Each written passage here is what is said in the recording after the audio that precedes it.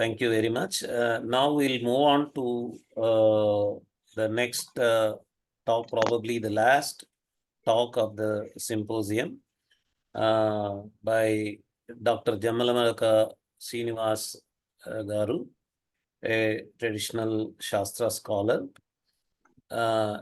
He is presenting another traditional scholar of the earlier times by Rajeshwar Shastri Dravid ji.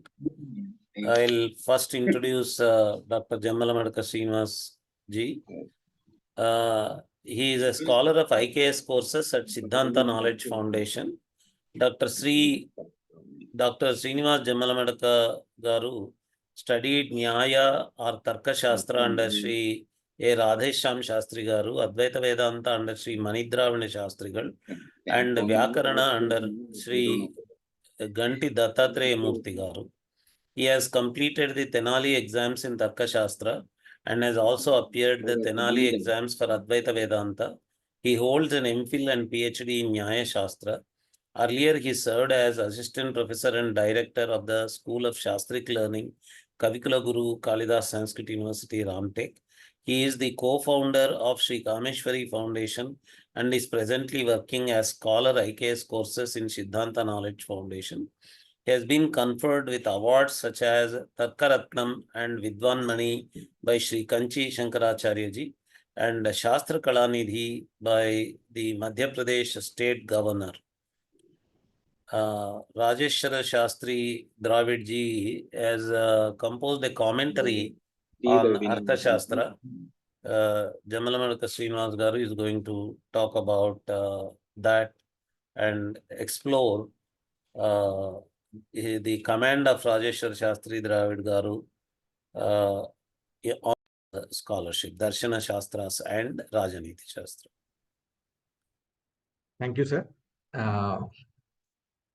Shuklam Bradaram Vishpam Shishvarnam Chaturubham Prasannapadam Dhayet Sarvabhignokshantaye Ajnanatimirannasya Jnananjanashalakaya Chakshurun Miritam Yena Tasmai Shri Gurave Namah Gurur Brahma Gurur Vishnu Gurur Devo Maheshwara Guru Sakshat Param Brahma Tasmai Shri Gurave Namah. Namaste everyone, and I would like to thank Nagaraj sir for giving me this opportunity. Every time Nagaraj sir comes up with very unique ideas and he inspires me a lot. So today I'm fortunate to explore the work of this a great personality, Rajeshwar Shastri Dravid Guruji. So Rajeshwar Shastri Dravid Guruji was born in Kashi. So he lived in the period from 1899 to 1950, and he was awarded Padma Bhushan around 1960 or so. So he is very much well known in the Shastric world for his command and authority in the Darshana Shastras very much. So coming to a small introduction about his works would be, he has completed the incomplete commentary, an Anuvyakya, commentary upon commentary, with the name of Ramarudri. So Ramarudri is a commentary on a commentary called Dinakari.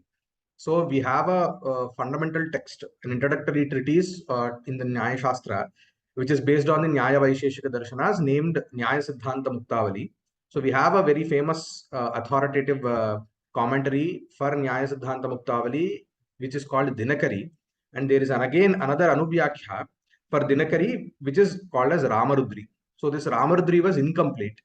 There are 4 parichedas in that work, and 3 parichedas were done in the Ramarudri, and the 4th one was not available. So Rajeshwar Shastri Dravid had actually completed that work. So that is a very intense work and intense commentary, and matching the original Ramarudri style and all that showcases his expertise in the Darshana Shastras.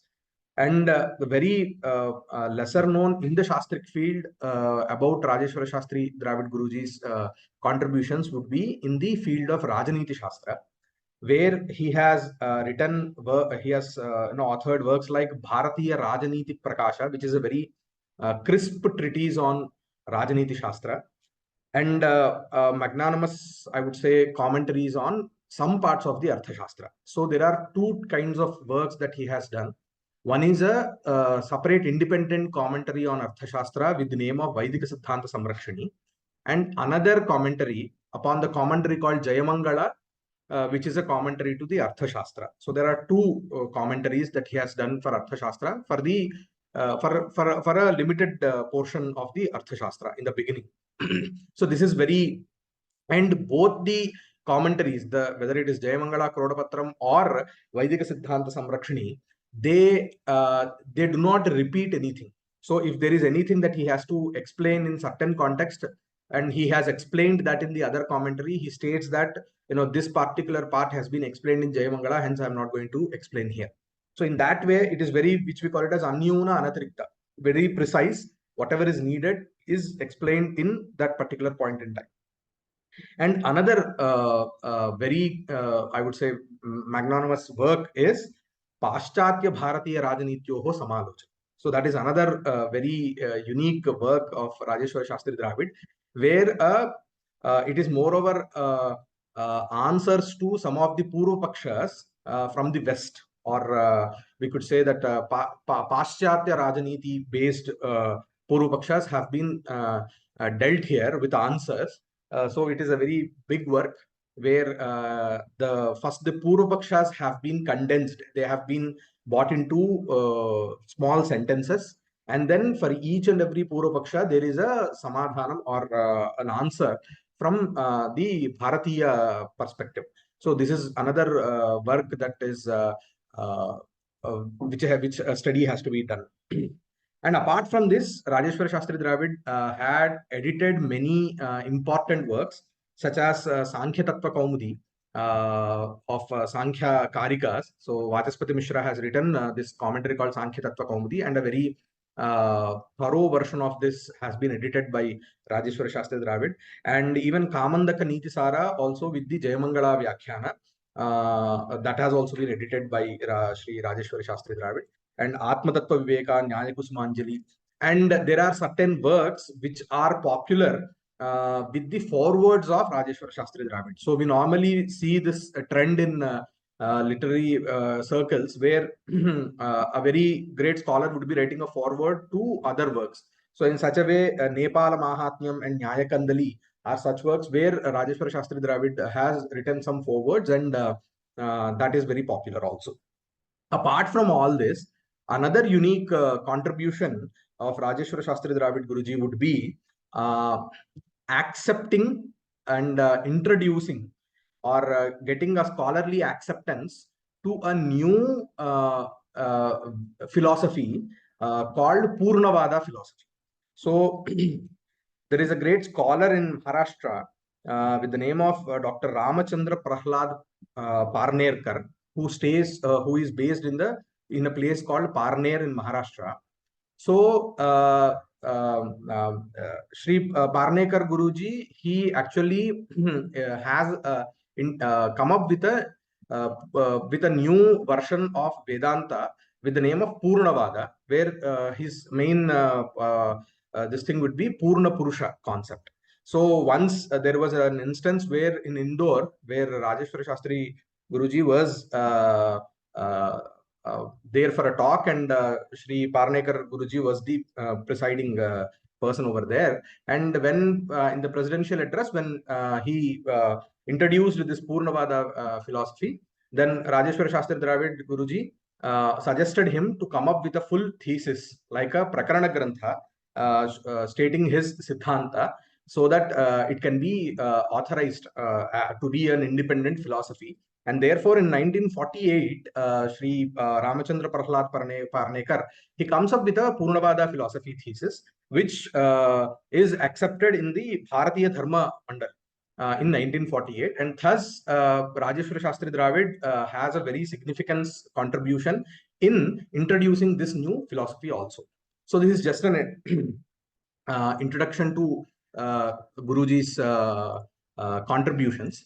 So I would like to just showcase his expertise in the multiple Shastras, and how that expertise in other multiple Shastras were helpful for him in writing the commentaries or coming up with something which is contemporary, which is need of the society at that point in time. So in Arthashastra's introduction, when what is the need of any Arthashastra is the main topic that he was dealing, where he showcases that Arthashastra was not needed when there is no chaos in the society, or there is no Matsya Nyaya. Matsya Nyaya is essentially where the stronger section of the society keeps on oppressing the weaker section of the society, as the big fish eats the small fish. So that is Matsya Nyaya. So until then, I mean, whenever where there is equilibrium in the society, there is no need of any administration. So he actually comes up with a structural how the society actually will come to a phase where there shall be the need to any administration or any Raja. That is, there shall be a very what you call state where there is no need of any king. Name Rajyo, name steno janapade, na kadaryo, na madhyapaha, nana, na anahitagnir, na ayajva, Naswairi Swairini Kutaha. So this is a state which was explained in the Puranas, where there is a state where there was no need of any Raja. So this is called as Arajaka Sthiti. So actually Arajaka Sthiti is a very good state where there is no need of any Raja.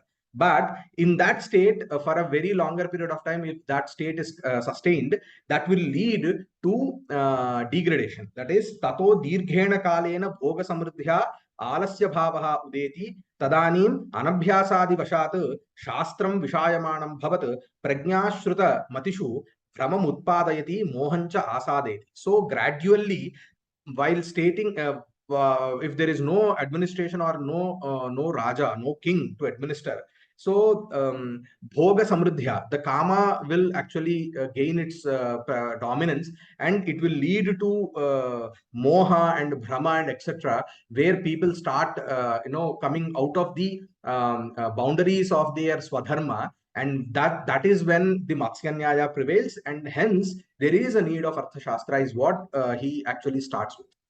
So in another instance, while actually dealing with the Anvikshaki. So in Arthashastra, Anvikshaki, Varta, Anvikshaki, Trayi, Varta and Dandaneeti are 4 Vidyas which have to be studied by everyone, and especially a king and his ministers also. So what could be the yoga? Anvikshaki is an amalgamation of 3 Vidyas. Sankham, Yogo, Lokayataschet, Anvikshaki is what Arthashastra states. But normally with the word yoga, we all tend to relate it to the Ashtanga yoga of Patanjali.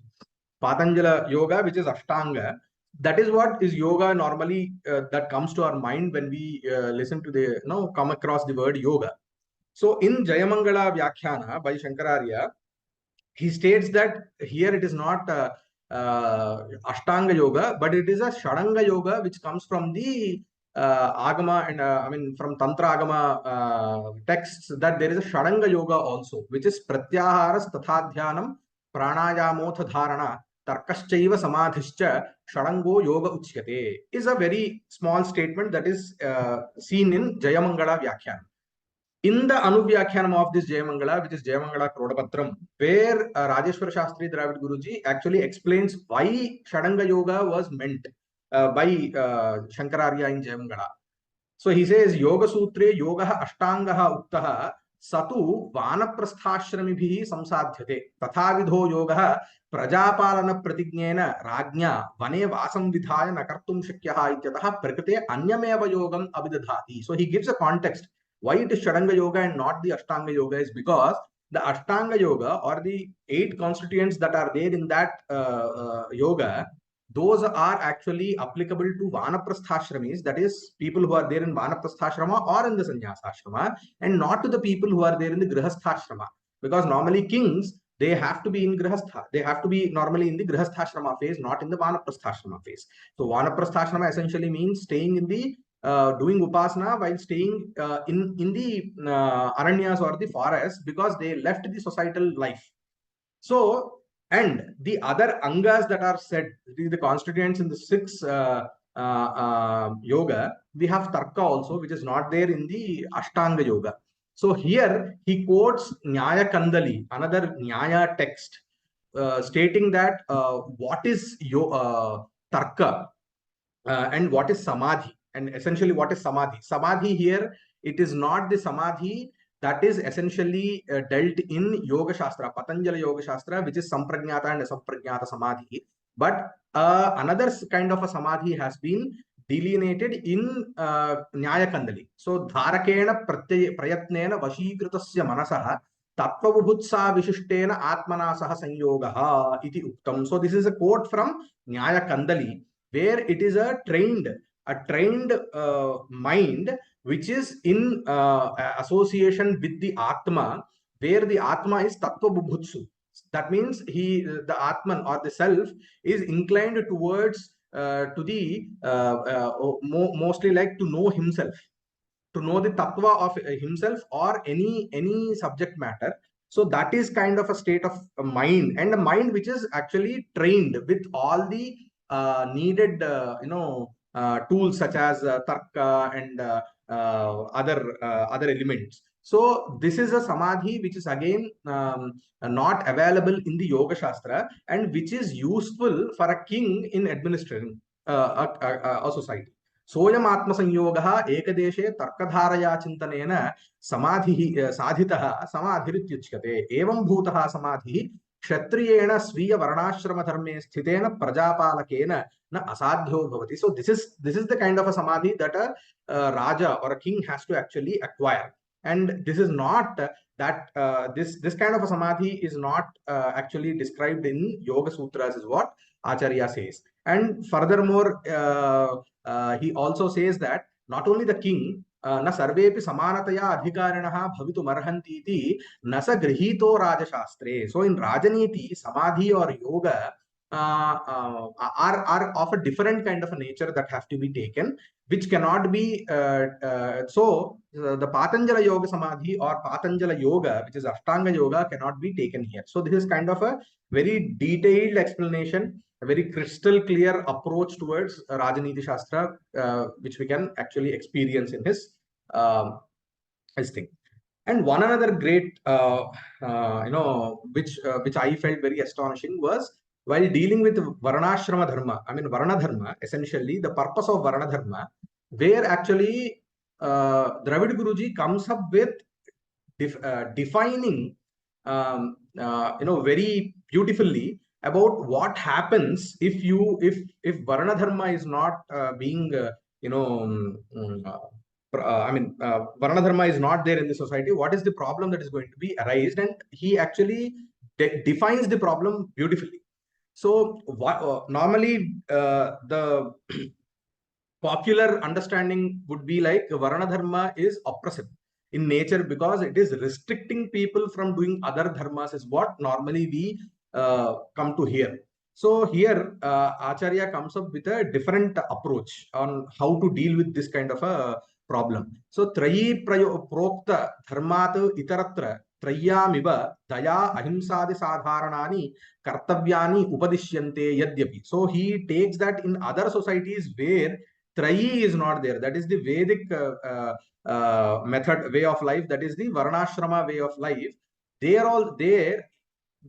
Even though the Samanya dharmas such as Daya, Ahimsa and etc. are also there, but they do not have the unique dharmas or unique duties and way of life for each and every person, which we have with the name of Varna Dharma.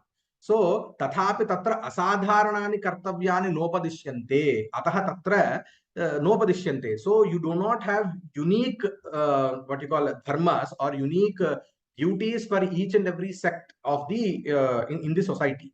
So what will this lead to? Kincha tatra yahkopi jivana karyam kidrishamapi yasya kasyapi karma karotu tatra pratibandho nasti. So in other societies, in other civilizations, anyone can do any kind of a work. But here we have a Varna Dharma concept where the Varnis or the people belonging to particular Varna, they get associated mostly with their own Varna Dharmas. That is, if it is a Brahmana, we have Shad Varna Dharmas. That is Yajanam, Yajanam, Danam, Pratigraha, and so on and so forth. And if it is a Kshatriya, it is Shastra Jiva. So for him, taking care of the defense, wielding weapons and etc. is his dharma. So Vaishya has, Vanijya has his dharma. And so each and every society, I mean, each and every group of the society have their own Varna dharmas. So there is no interference of others into other groups of place actually. So ataha he beautifully defines ataha ekartha abhiniveshitva rupam aritvam bahvamshena durapaneyam. So he defines the shatru of a society would be ekartha abhiniveshitvam. So what is ekartha abhiniveshitvam? People being desirous of one single thing. So that is like in contemporary days we can say that everyone is to prosperity, material prosperity is one thing, or else power. So these both are wanted by everyone. So no one wants anything else. Everyone wants the same thing. So if everyone in the society wants the same thing, that will lead to actually enmity between groups. So this was not there in the Varna Dharma is what Acharya tries to explore. Evam tatra sve sve karmani kushalata and I would say and another, so this is one thing that he was able to define what is the problem in a society that can arise by not actually attesting oneself to Varna Dharma, which we are now able to see that everyone is behind either money or power. So that is why it is creating, no one is ready to actually give away one or the other thing in their life. Everyone wants pleasure in their life, materialistic pleasure. So everyone's goal is the same. So that is why everyone is actually trespassing into the other's marketplace, as we can say. And in another instance, he explores what is the difference between the approach of a dharmarthi and a artharthi. So normally, in our according to the Shastras, dharma is the main guiding and navigating force for anyone in their life. So what do you mean by dharmarthi is dharma is your first preference and artha kama are to be your secondary preference. So whatever dharma actually is, whether it is your varna dharma, kula dharma, so you give significant, importance to that first, and then secondary importance to the artha and kama. So if it is a kamarthi approach, then the kama will be prevailing and everything else will become secondary. So what will this lead to? What will this artharthi approach towards life will lead to? Kincha uparjite pyarthe yada artharthi atmani aparipurnatam vyayadhikyancha anubhavati tada nyaya seemanam atikramya parasmat artham saha samihate. If he is an artharthi, what happens is he's an artharthi, and he is moreover to the materialistic pleasures. His total journey of life is towards aimed at the materialistic pleasure level. So what he does is, whatever wealth that he actually one possesses, it is not sufficient for him to actually quench the thirst of this materialistic pleasure. So what will he do? He will transgress the boundaries that he is having, which is ethical and moral boundaries, and he transgress that boundary, and further he tries to even acquire others' wealth also. Parasya pashyataha artham apahartum nashaknoti iti paran vanchayati iti swabhava siddham. So you cannot steal others' wealth while they are actually vigilant, and they're vigilant. So you need to paran vanchayati. So you need to actually create deceptions for other people, in a window which you can actually steal their wealth. Drishyate chedam vartamana samaye putraha pitaram pita putram swami bhrityam bhritya swaminam. So everywhere this nature of deception is prevalent in society. Even the son is trying to do vanchana to his father, so that he can get some of the wealth of his father or something like that. So varnashrama acharopekshayam swartha sadhana tatparanam ayam mahan vanchanatmako durnayah yena durnayena shanka hetuna. So what happens? Everyone is in this artharthi pursuit. So no one is actually believing others. So belief in others or trusting others is actually lacking. So lack of trust is actually will lead to doubt, right? So you are doubtful of others. Every time you are doubtful of others. So everyone is doubtful of everyone. So this will actually lead to the absence of trustworthiness among people in the society, and Maitri Bhava, friendly nature, brotherly approach towards others will actually prevail. So this brotherly nature, when it is absent in the society, it will be easy for the others to invade this society and establish their prominence, dominance. So that is what here even Shastri ji comes, right? Kim anishtam, what will happen if there is no if there is shanka or doubtfulness towards others? So he says, Maitriyam anartha shankayaha aprasikti. So if you have trust, or if you have friendship with others, friendly nature with others, there is no a point of shanka or doubtfulness towards others. Yadi maitri abhilashyate, tarhi shanka nirasaha apekshitaha. Tadartham dharmasya shasanam apekshitam bhati tatra arthasya maryaditvam bhavati. So in order to establish friendly nature amongst everyone in the society, dharma is the key which will actually help. That is the Raja Dharma, the Varana Dharma, the Ashrama Dharmas. These all actually give us a framework where we can actually coexist. The people in the society can coexist with one others without doubtfulness, without doubting others nature, and they can actually lead a very prosperous life.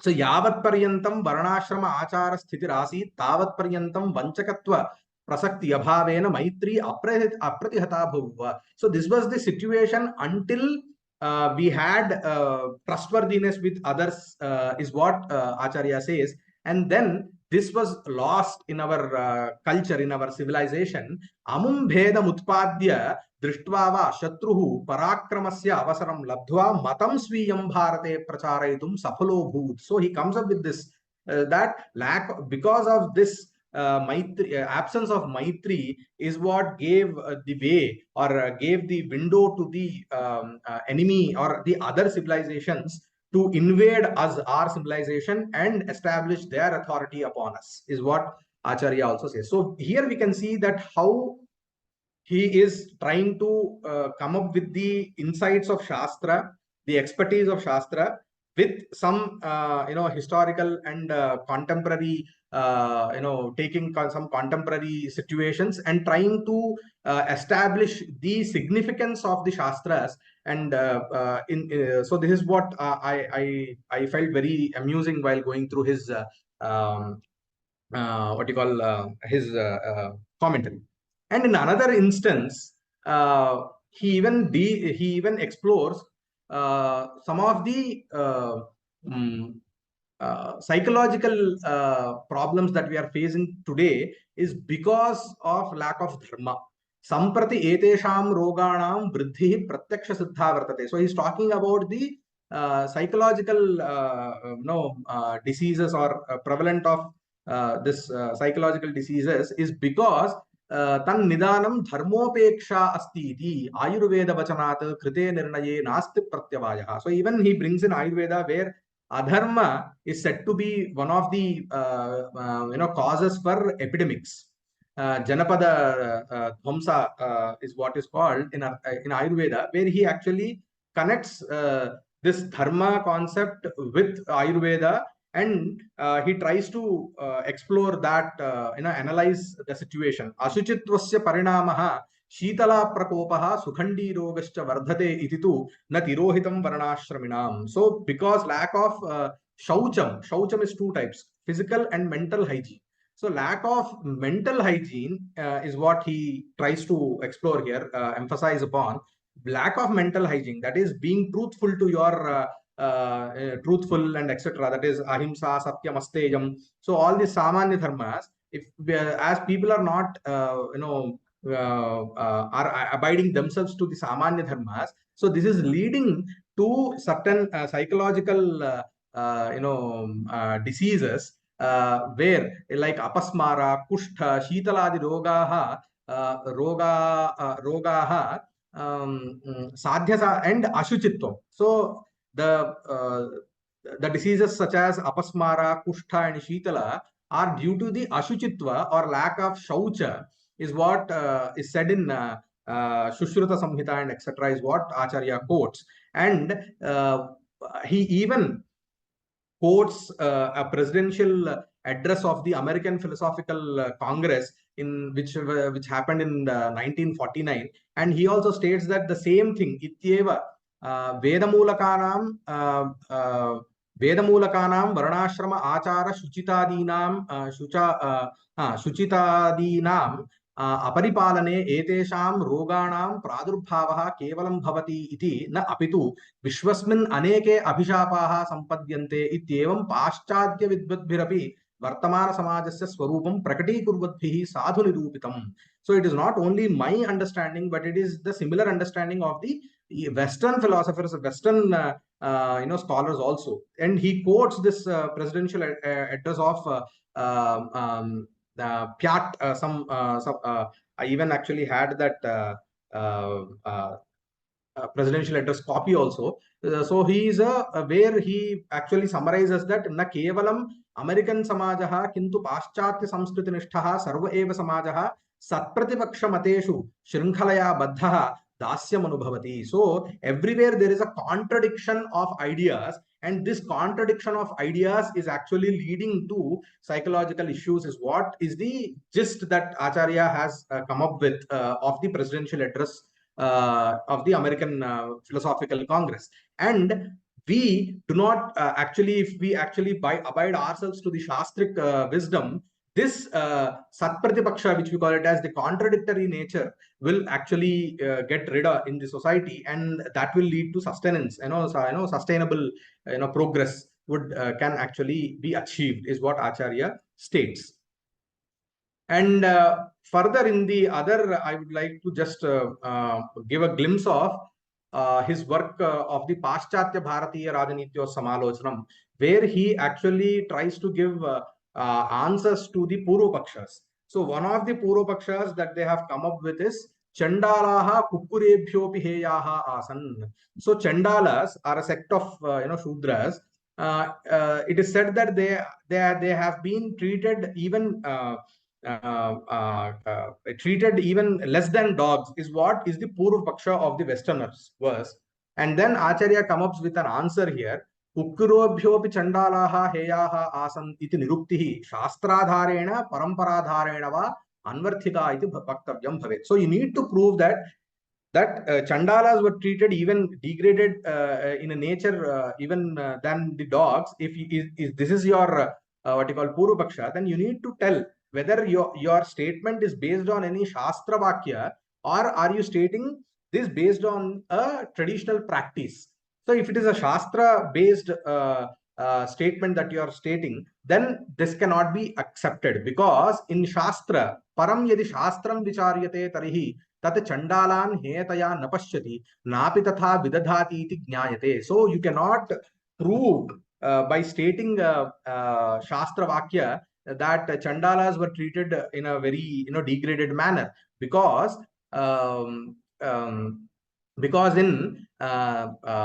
Arthashastra we find that teshamapi desha rakshane mahadupayogitvam asti ityevam prachina bharatiya rajaniti shastram sammanyate. So according to the Rajaneti or the Arthashastra, we find that chandalas had a role in defense, in border defense of what you call capital border defense and even city border defense. So Nagara Rajyayoho Seema Madhye Gahanam Vanam Tishtati. So strategically, according to the town planning approach, we have that in the borders of a city or a capital, there should be a buffering area where very dense forest should be there, and in that forest, Atavikaha Rajnya Nivasyante. So people like the Chandalas are normally considered to be Atavikas who stay in the Vanapradesha or the forests. So these people, this sect of people which are called as Chandalas, are to be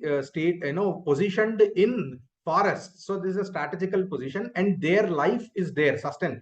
So what is their duty? तेषां राज्य संरक्षणं प्रति महत्तरमिदं कार्यं यत् यदि कश्चित् शत्रुः तस्करो वा राजमार्गम् अतिक्रम्य मार्गान्तरेण अन्तः प्रविशति. If any enemy, if he tries to enter the capital or the city to invade, so he has to come through the Vanamarga or through the forest. So it is the duty of this sect group called Chandalas to take care of the security in that area.